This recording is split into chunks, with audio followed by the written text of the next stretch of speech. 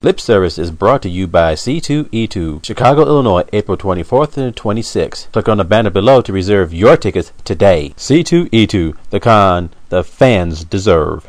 Oh, all right, viewers / listeners, welcome to Lip Service. Albeit a little late. For those of you who don't know, Lip Service is the show about comics, what we call graphic adventures, and the people behind them. I am your host, Stats Jenkins. Okay, and today our guest is Adrian. What's your last name, sir? Adrian Asia Petty. Okay, Adrian Asia Petty. Okay, and he is part of an ongoing project called Steampunk Originals. Asia, welcome to Lip Service. Thank you. Thank you for having me on the show. Oh, anytime. It's all, you know, we like to give people the shout outs of when it comes to independence. So Adrian, what made you get into this in the first place? I ask myself that same question every day. Yeah. I know. I don't feel bad. There'd be some days where I'm like, why? Okay, so I understand. I do this because this is my passion, to use a cliche. Okay. I do not see myself not doing it. I got you. I mean, I've been involved in comic books since I was a kid. Mm-hmm. Yeah. I'm obviously not a kid anymore. In a way, I'm not a kid, but in a way, I still am. So I guess I should rephrase that. But I do it because I enjoy it. I got you. And I had stories to tell, and I had something I wanted to say that didn't necessarily, and I didn't see it in any kind of stories that are out there. Right. So I wanted to tell stories that I wasn't seeing being told. Okay, and that makes a whole heck of a lot of sense. A whole heck of a lot of sense. So and this is essentially, what stories? Where were you not seeing? I wasn't seeing a whole lot of stories about people of color. I wasn't seeing a whole lot of stories about women. I wasn't seeing a whole lot of stories about people in real situations Mm-hmm. that related to by other people. Mm-hmm.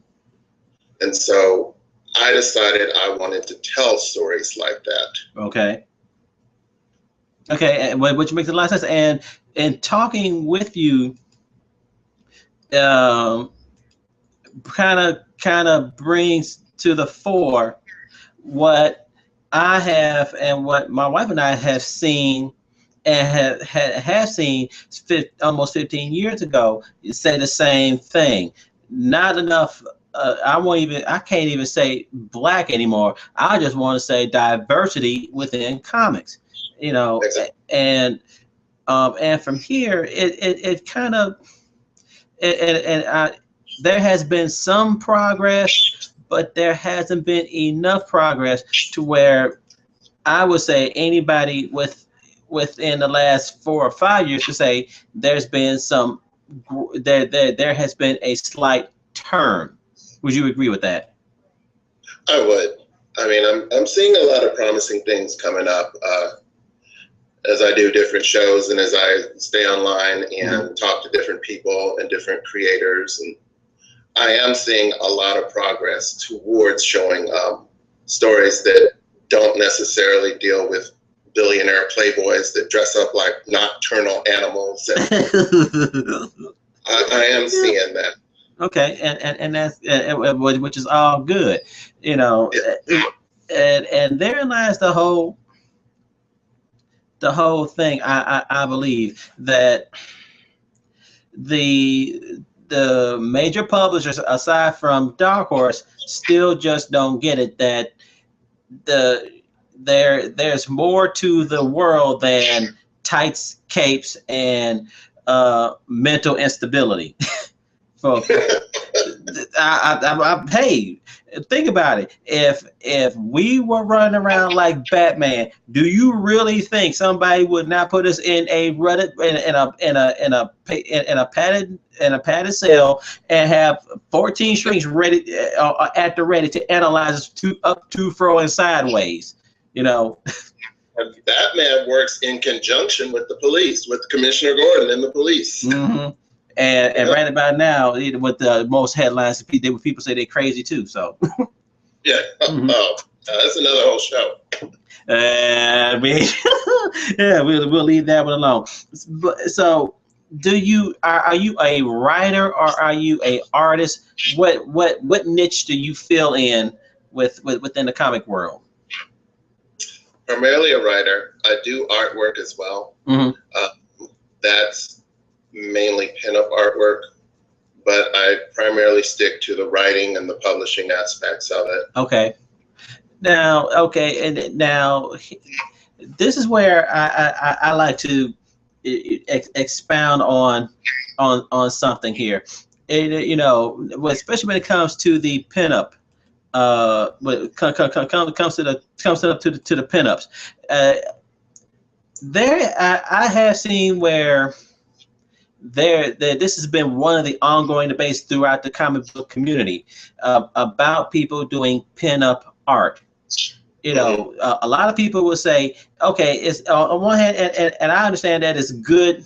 It's good to do that if that's your thing, but the big boys already have enough of hype.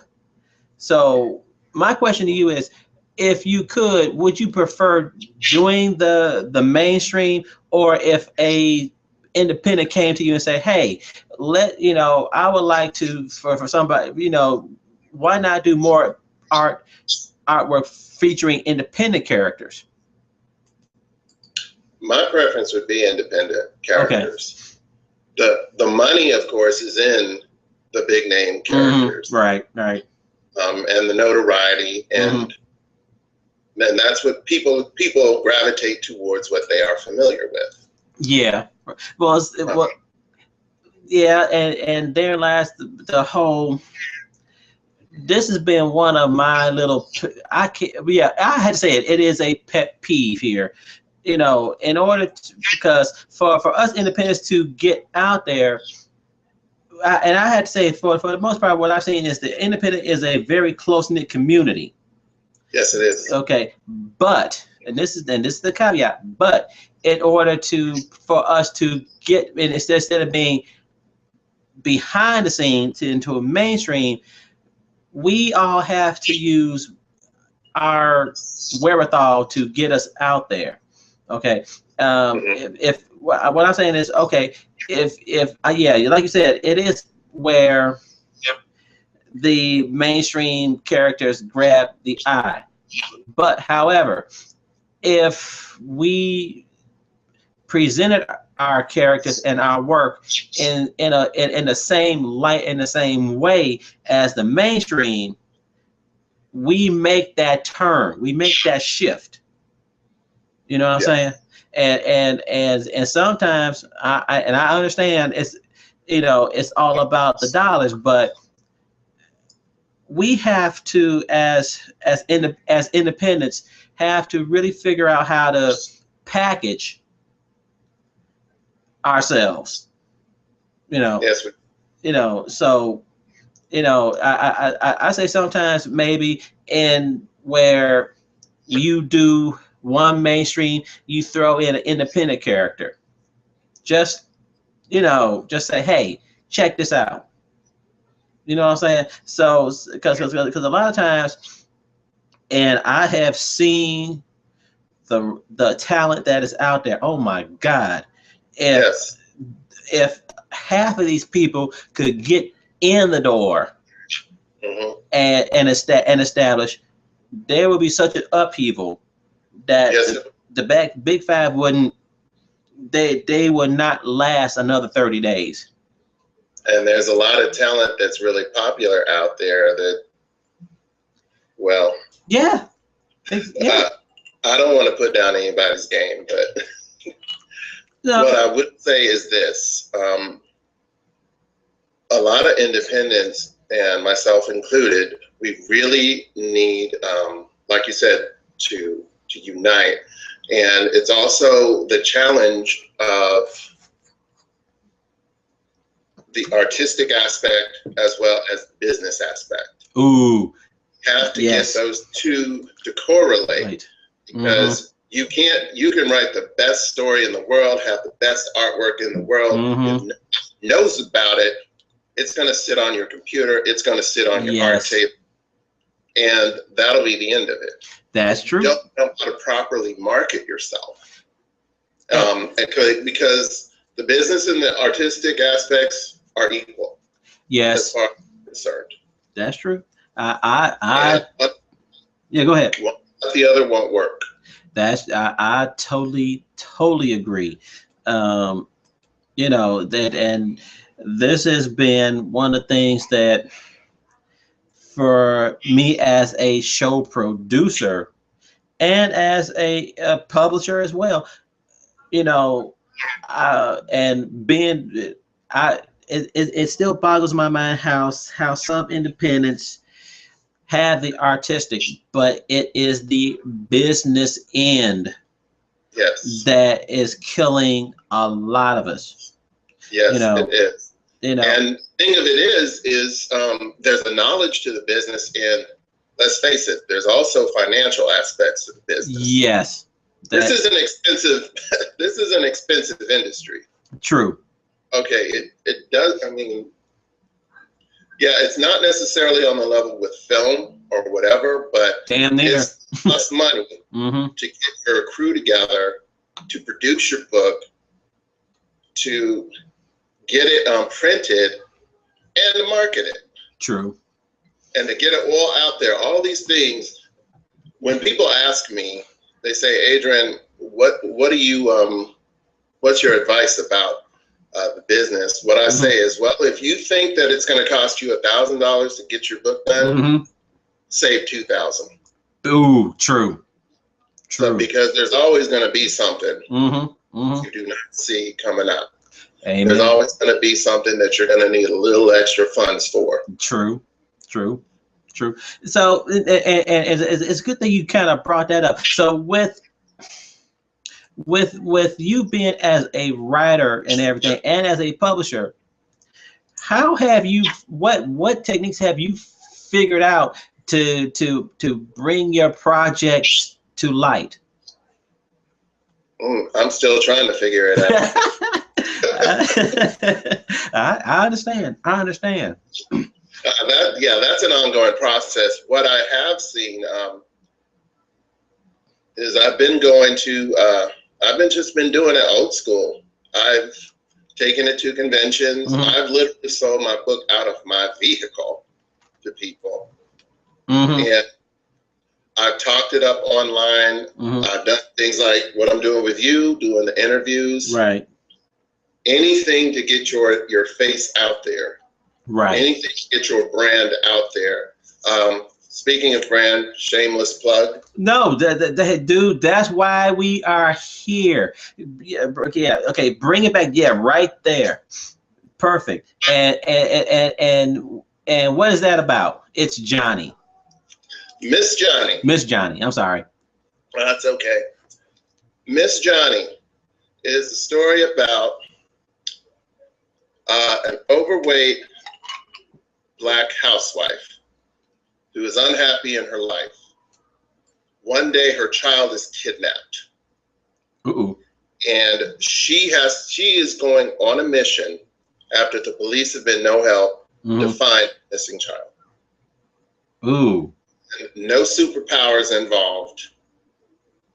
And she steps out with no friends, no real clue of where she's gonna go, except a tip from her child, her older son, who's a computer genius. And that's all she's got to go on. And she meets people along the way. She meets friends, and of course she meets the bad guy. And all of this culminates in events that are going to lead up to whether or not she finds her child. Oh, and And I find this very relevant, especially in these days and times, as with the last couple of years. Well, for me, the last 2 years, I have been on a little rant with the two rodents who run Marvel and DC. And right now, there seems to be where the prevalence of body shaming now is now coming to the fore. You know, and my thing is, you know, whereas a whole lot of women have been all over the other companies for this, women need to, and let's face it, for the last 60 doggone years, women have been misdrawn, misrepresented in the major mainstream. Yes, they have. You know, and my thing is this: until, you know, hey, women, you know, if you really want to make change, jump on them, because they've been doing this for the last 60 doggone years. You know, exactly. And you know, and they're the ones who foment that image into men from 15 years on up. So by the time they meet them, they're looking for here, thin, skinny waist, either long legs, big hips, and a big butt. And 6-inch stiletto heels. Thank you. Exactly. Now, and I'm not saying a woman, and I'm not saying that certain women can work in 6-inch heels, but try to deliver a kick and no suckers. No. Exactly. That's not going to work. Exactly. You know, so from here, I applaud you for taking. You know, and my thing is this: if you're okay in your own skin, and I'm saying I have seen heavy set people move better than me, and I, you know, and my best day, I'm a $160. So, you know, I feel you there. Yeah, you know, so the question I have here is this: how much of imagery plays into the social fabric of an individual and or society? Well, we're a visual society anyway. We're just a visual people. They say you shouldn't judge a book by its cover, but we do. The fact of the matter is, comic books is all about judging a book by its cover. That's the way it is, and I'm not going to necessarily say that's a bad thing, quote unquote. It's just it is. Right. Okay. Well, then here's my other observation that I've seen throughout my walk in this industry. A certain distributor, or I should say the distributor. Yes, damn it, you are, as far as I'm concerned, you are a monopoly. Oh, the big D. Yeah, the big D. Okay. And here's the thing that I have noticed. You saying don't judge a book by its cover, but a lot of times if you go to your comic book store and look at the covers, everything blends in. They do. You know, and so my thing is this: trying to make yourself stand out, as far as Diamond is concerned, does not work. Because for them, and I see it now, I'm saying it right now, this is my opinion, but Diamond is going to protect their mainstays. Yeah, they are, and they've made it a whole lot harder for independents. Yes, that so-called magic number, 2,500. Yeah. You know, and my thing is this: how can any independent break that number if off the top, one, I mean, they were paid advertising before paid advertising was paid advertising to get in. You know, so You know, so my thing is this: have you found that the online aspect has that been a haven, or has it just made things that much more difficult for independents? I think it's helped a lot of independents out there, depending on what they're trying to do. Now, the level of success for those who have found the online sales to work for them versus those who haven't. I mean, it's a smaller number of those who found the success as opposed to those who don't. But I do think it has opened up certain doors that would not have ordinarily been opened up. Right. Now, for me personally, the biggest success is just to do it old school, to do it face to face. And for us, I agree. You know, a lot of times it's more about going to the conventions and getting your face out there in front of the people. Now here it has been now, and I'm glad you brought that product, because now one of the major rages I have seen as of late is especially this. I know this applies more so towards the larger cons versus the smaller, but the role of cosplayers coming to conventions and everything, where certain ones have spouted off griping that the cosplayers are taking away from sales for independents and comic book and the people who actually buy the table to try to push their wares. And so what you know, before I give out my opinion, what's your take on that situation? Well, the comic conventions have always been a haven for all kind of expressions in terms of comic books. Right. And I'm just going to be blunt here, and I'll probably step on some toes. Step on them. Crush them. If somebody dressed up like Wonder Woman is taking away sales from you, you got no business being there. Ooch. Thank you. You got to step up your game. Thank you. So let them come. They have just as much right to come up there dressed up as their favorite character as you have to be there selling your books. Okay. Just because you perceive that they're taking away your sales, you don't get rid of them. You step up your game. Whatever it is you have to do, you do. Okay? Because they have a right to be there in the same way that you've got the right to be there. Okay, and thank you for that, because you know that and that's exactly the way I feel. Okay, because to me, if nothing else, and I know for a fact that cosplayers bring a mystique. One of the cons that we go to, and we're trying to get up there.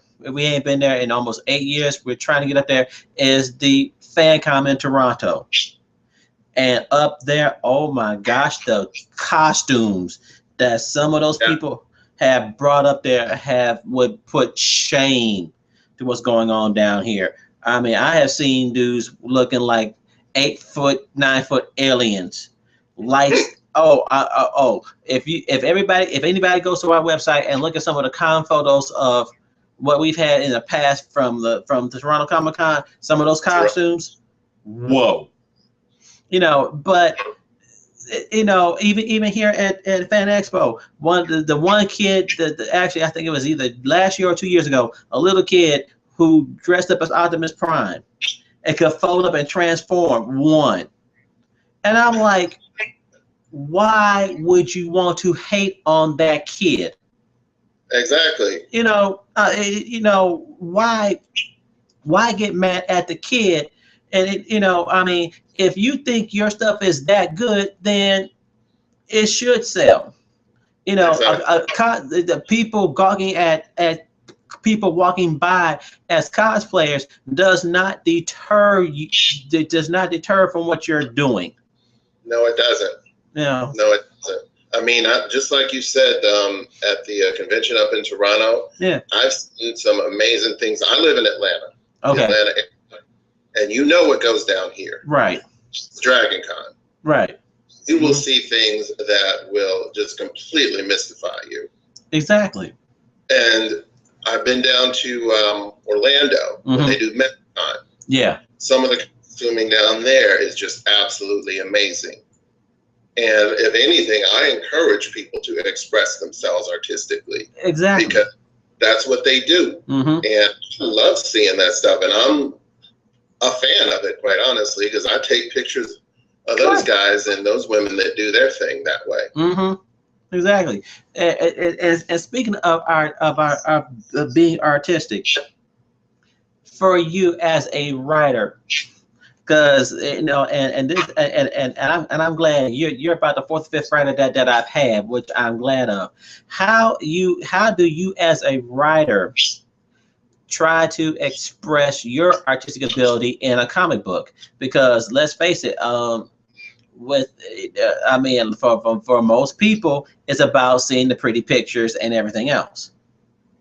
So how does the writer express his or her artistic ability in a finished product?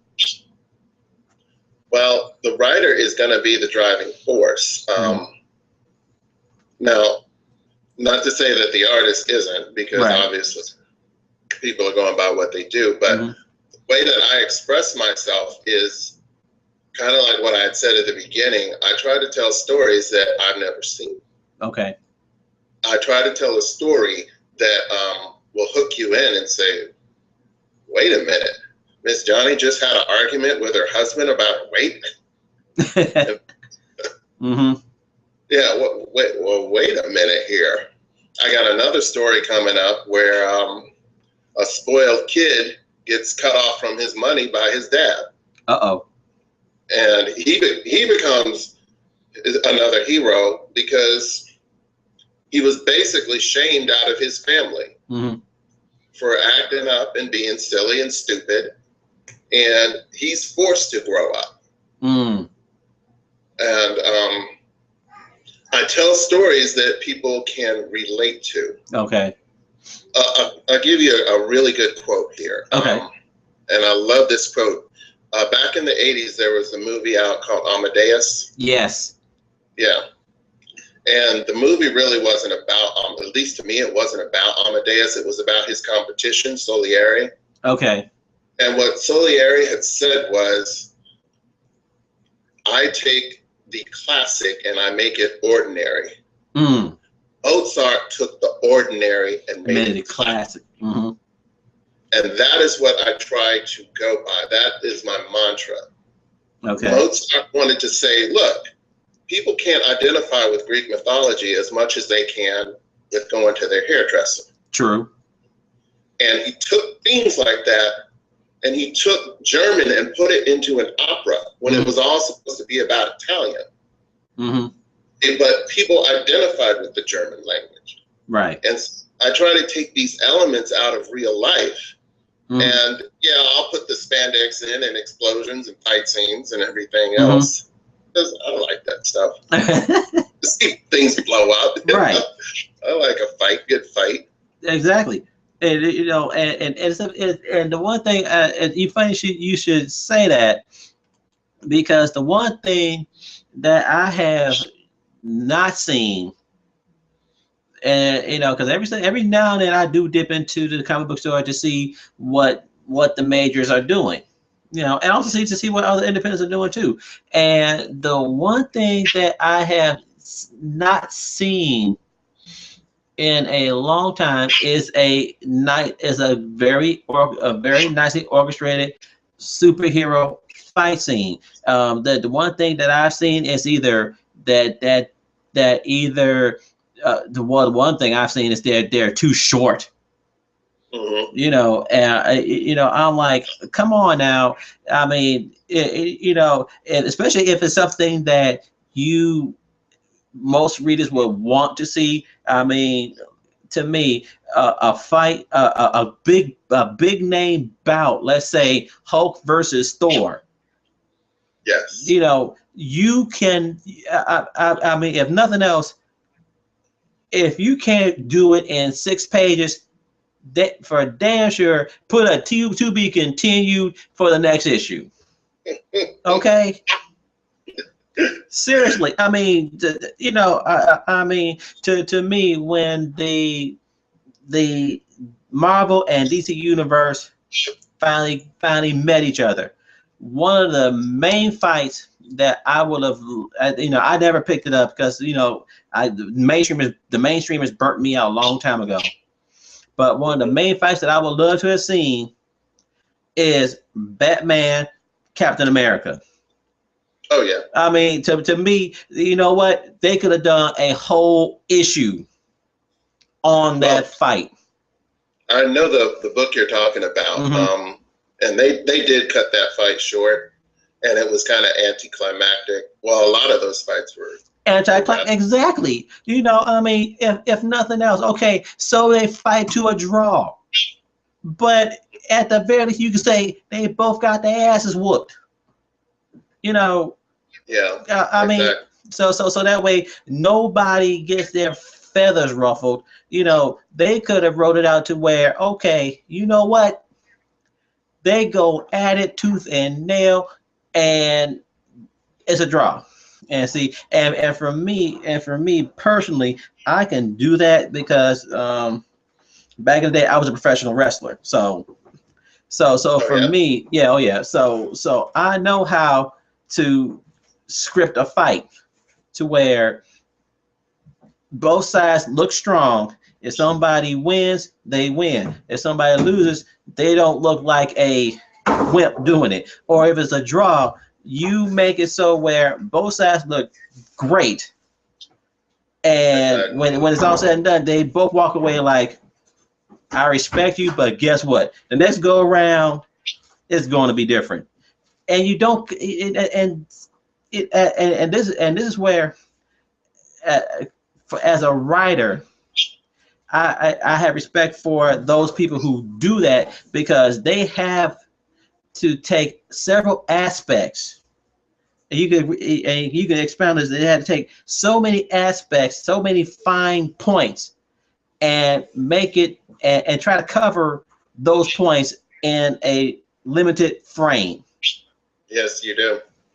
Yes, you do. You've got, I mean, the standard comic book's got 24 pages. Mm-hmm. And you've got to hook somebody in literally from the first page. Or from the cover and the first page, and if you don't, you're done. Exactly. You're done. They're not probably never going to pick up your book again. So the challenge for the writer is to, I want to make you turn the next page. Mm-hmm. I want to give you a reason, and it doesn't necessarily have to be an Indiana Jones cliffhanger right. at every page. But it does have to be something that intrigues you to the point of, And I'll give you an example. When I was at a convention, one of the biggest compliments I ever received was I sold a book to a first-time Miss Johnny reader. Mm-hmm. It was issue 1 back. 20 minutes later, she came back. Where's issue 2? Nice. Where's the next issue? Mm-hmm. When's it coming? That is what I aim for. Thank you. I want you to sit down and literally just get so engrossed that you can't wait to see what's going to happen. Next. Mm-hmm. And I want an easy flow of a read. Because oftentimes I see that a lot of stories get really convoluted. Mm-hmm. Or like what you were talking about, the scripting a fight scene. Right. One thing that gets on my nerves is that the bad guys that do like 3-paragraph monologues every time they swing. Right. It's like, no, that doesn't happen. Okay. Okay. Yeah. Let them sit there lecturing you about the wrongs of the universe that you're going to right while they're swinging at you. Mm-hmm. Let the fight be a fight. I mean, of course, you're going to have your fantastical elements. Right. But let it be something that, even if I know it's not necessarily plausible, but to believe that it is plausible. Yes. Thank you. I also want things in there that I totally can see. Mm-hmm. That totally do see happening in the real world. Right. And not necessarily in LA and New York, because there are other places. True. that things happen in. That's true. And so now, and you're the first right. I can go more in depth about this with characters and everything. How, you just hit on the point, making the story believable. So how in depth do you have not only just the overall script, but the characters themselves? Because without the characters, without the scenery, without anything else, those basic building blocks, the rest of the scene, the rest of the page, everything else does not become believable. So how do you make that happen? The best way I've seen it is to template your character on somebody that you know. And oftentimes that person is you. Okay. And like with Miss Johnny, I've actually put certain aspects of my own person in her. Okay. And in fact, I've put aspects of my own character in all of my characters in one way or another. Okay. And once you do that and you learn where you can kind of stretch this here and tweak that here, so it's not necessarily a carbon copy of that person or of yourself, right? Then things get a lot more interesting. I have another book, in fact, since we're on this topic. Cool. Avoria. Okay. Now, Avoria is a character that I created that is based on my lovely wife. Okay. And what I did here is that Avoria is a character who is an angel. She was a woman who died and came back to life as a protector angel. Okay. And to give it a little bit of a twist, I did the whole book in photographs. Ah. That is different. Very different. And Avoria is actually, it's all live action. And for the diversity that you were actually mentioning, Avoria meets a character named Jolene. And Jolene is actually God. Ooh. God portrays himself as an Asian woman who guides and assists Avoria in her mission. Wow. And so it's okay to stretch. It's, in fact, I always look to stretch. I like fantasy, but when you anchor your characters in reality, that's what brings them back. Right. That's your readers back and makes them want to know more. More. Exactly. Exactly. So how long have you been actually publishing? Because I mean, you already you've presented 3 titles. So as far as from what I can tell, you ain't, you're not a noob. No. I did my very first book in 2001. Okay. That was a book called Teshuva, and that is a book that I'll say it was a learning process. And it's loaded with mistakes. It's loaded with errors and issues, but I won't say that I regret it, because you need to make mistakes. You have to make mistakes in order to improve and to learn what works and what doesn't work. Right. And I did 3 books of Teshuva. And I had a very interesting chat when I was out marketing the last issue of Teshuva that I did with, and I'm sure you know his name, Brian Polito, the guy who created Lady Death. Mm-hmm. And I was asking him for advice about this business and what we do. And he was looking through my books and he said, Adrian, I don't want to see you 5 years from now selling the same stuff. And yeah, he didn't care about my feelings, but that's okay. And he advised that I should probably take some time off. And I took several years off, actually. It's when I came back with a completely different title, Miss Johnny. And Miss Johnny is the one that seems to have clicked with the critics, and it seems to have clicked with a small fan base, and what's worked, and this is what I've learned. So yeah, I've been doing this since 2001. Right. And now with that, with dealing with here's the one thing that I have seen. I guess in either in a grand scale, almost on a non-scale, critics. You know, it always seems like you have to. There used to be I would say there used to be a point in time where you could get your stuff reviewed and you could get constructive criticism, you know, but now there seems to be a phase to where for a lot of the so-called people who are reviewers, they're more or less just there to get their 15 seconds of fame and move on, you know.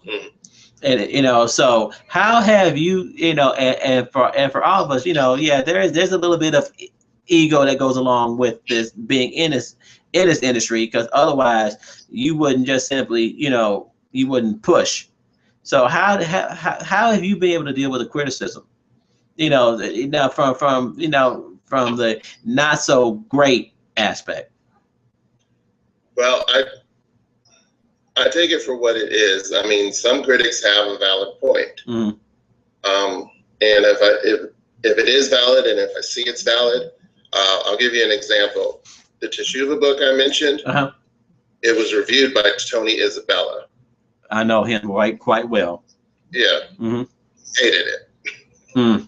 He hated Teshuva. I'm not even going to front. But what he was saying was true.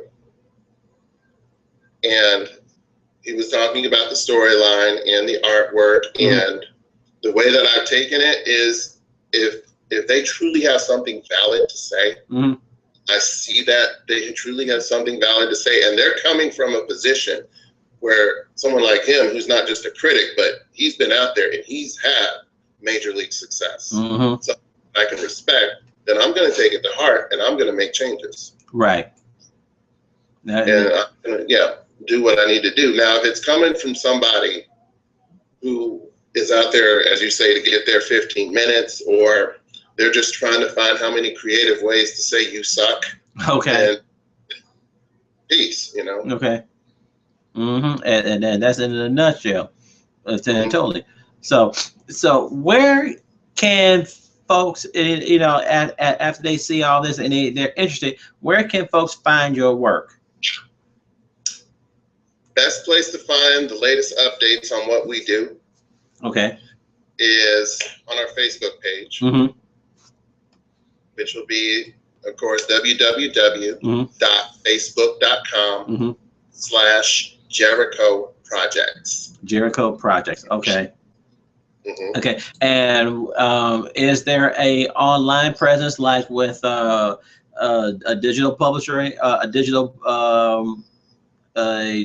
I would even call them, I would have to call them digital download hub spots now, like Comixology or any place like that? Yes. We are also available for download digitally or for the old school hard copies. And at indieplanet.com for both Miss Johnny and Avoria. At indieplanet.com. All you got to do is search those titles. Okay, cool. Okay, and so now we getting ready to kind of round this up. Where do you hope to see yourself in the next 3 to 5 years? Well, I'm looking to have some more titles out, and I've revamped Teshuva. Okay. By the way, taken into consideration all of the criticism I got for that, so I want to get that out. I'm looking to move possibly into animation. Okay. And experiment with different things as well. And my wife and I are even talking about doing a children's book. Oh, okay. Cool. Perfect. Well, yeah, we got a lot of stuff. We got a lot of stuff going on. No, hey, that's what keeps you busy. And hopefully, in the near or near distant future, you could send us a couple of books for us to review, because I mean, we need content, and I would prefer to review up and comers and independents versus what's already out there distributed by the machine. Well, I sure have contact information. I can shoot you digital copies. No problem. Okay, that would be great. That would be perfect. And for our listeners, folks, and for our listeners / viewers, we have been talking to Adrian Asia of Jericho Productions. Okay. Actually, he has been around as long as we have, as far as KMC Channel is concerned, 15 years. He is not a newbie. They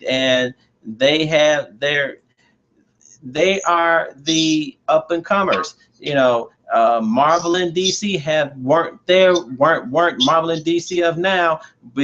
At one point in time, they were in the exact same position, the exact same spot as we are. So as always, I say this: when we present these people, check them out.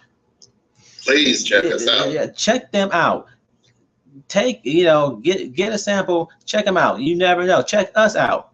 And if you like what we're doing here as far as lip service is concerned, we ask you always to like us and subscribe to us. And now you can donate to our cause, because I mean, this stuff, trying to produce this doesn't come cheap. Okay. Luckily, we have been blessed to use what little equipment we have on hand and everything else. Okay. We don't have advertisers. We are not a marketing machine. So whatever little bit you give goes straight into us finding people, for making this show better. And that's the true thing about for any artist. It's not about getting good. Okay, yeah, it is about getting good, but it's about getting better, improvement. And you always want to see it. So if you have comments, right down below, you can put your comments down below, and for either me or for Adrian. And if it's for Adrian, I'll make certain that he gets them and he will reply. If it's for us, drop us a line. You have opinions, drop us a line. We'll respond at any given point in time. You can email us, tweet us. We're all over the place. All you gotta do is look on the KMC Comics. You'll find us. You go to Adrian Jericho Productions on their Facebook page. Hit him up. And he'll respond right off the top. So Adrian, more time. Say that again. Can I plug the site one more time? Oh, sure. Go right ahead. Yeah, shameless plug. Mm-hmm. www.facebook.com/JerichoProjects.com. I'm sorry. Facebook.com/JerichoProjects. Okay. There's no problem with that. Okay. And so for us viewers, we're gonna wrap up this particular section of lip service. And remember that this is the video version. You will be able to get the podcast shortly. Okay, this first little part will be up. However, there will be added content to the official show. So if you think this is the end all be all, guess again. Okay, this is just but one drop in the bucket. So Adrian, thank you so much for being on Lip Service. And for our viewers, there will be something else, a book review, maybe an expounded rant on cosplayers versus conventioneers. Who knows? I don't know. It all depends on how the wind blows. But you stay tuned. Lip Service is brought to you by C2E2, Chicago, Illinois, April 24th and 26th. Click on the banner below to reserve your tickets today. C2E2, the con the fans deserve. This book is rated for readers 17 and older. The Lucky Seven killed her husband. Now Serena Park as Serenade goes for justice. Her weapon, a super deadly poison of her own design. They must pay. The bastards must pay. The bodies start falling now. They have to pay. Those bastards. Serenade number 11, available now at the www.kissmecomics.com website, or get the app at Google Play or on iTunes.